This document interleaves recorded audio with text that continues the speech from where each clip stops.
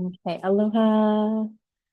I'm always in the holy hustle, and I have my two sidekicks here wearing my yoga like non-stick or non-stick, the non-slip cover that goes on the yoga mat today because I get to come and sit down and tell a story, and I just hopped off of a 10-minute arms workout and a 10-minute postpartum core. I'm going to talk more about my postpartum journey and movement medicine soon.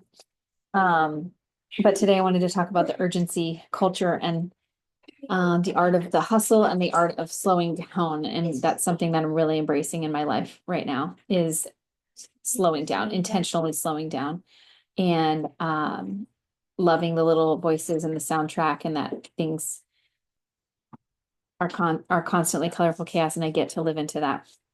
And so I remember thinking to myself with the preschool thing, like our oldest daughter.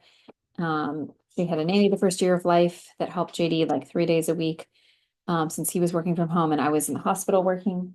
And then when she was a year, she transitioned to going to a reputable like preschool in our area. And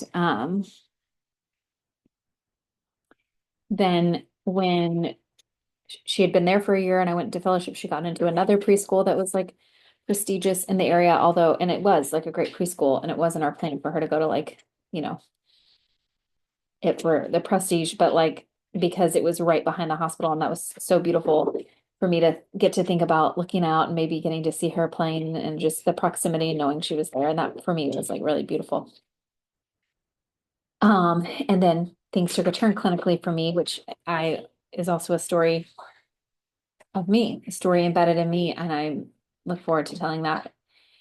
Um, but as I pivoted from clinical medicine, we kept her in that preschool for a half a year and it was half days. She went half days. And I remember thinking, okay, I, it was like an early morning. And again, like early mornings in me, it's not my natural cadence. I did it well for many, many years in a hospital setting.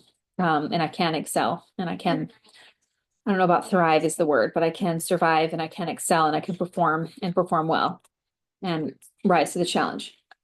But when involving a child that like also wasn't her, I just look back on those days at preschool and we did the same thing. We moved to Maui and I got her into a local preschool here in Kihei and the drop off was whatever, 7:30, 7:45. And I just remember the urgency of like the anxiety that would build up the night before about getting in bed and thinking as a parent, like, okay, am I getting my child in bed? Are they going to get adequate sleep for the next day? Did I lay out whatever it is that they're going to wear tomorrow and pack their lunch and their snack? And did I remember anything else that might be special to be going on? And then in the next morning, it's like, okay, getting breakfast and getting sunscreen on them. We live in a tropical climate and they go outside a lot and packing and just getting there because, you're trying to honor the drop off period because they want to start their day and there's a narrow drop off period.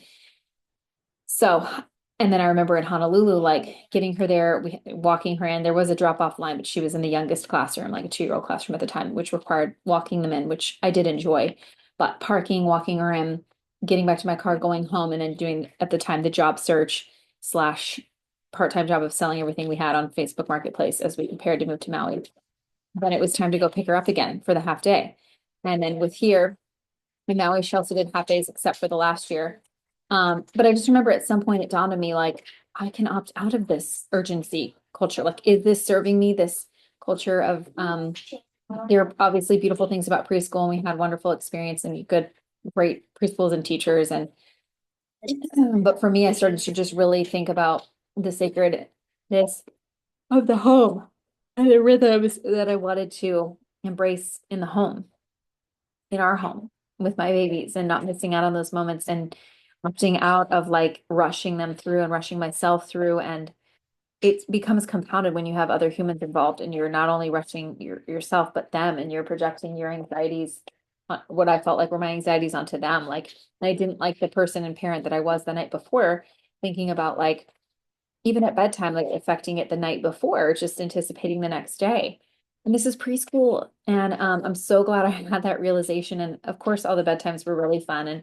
And I do think I maintained my sense of like whimsicalness as a mom throughout all of that, but just in auditing how I know I felt internally, and just really gaining an awareness and asking myself the questions of like, is this working for me? Is this working for our family?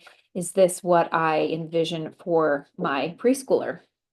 And the answer was no, ultimately. And that helped me land in a pivot of embracing schooling my child, preparing her for school, and then preparing her for what would be kindergarten, first grade, and now second grade here, homeschooling.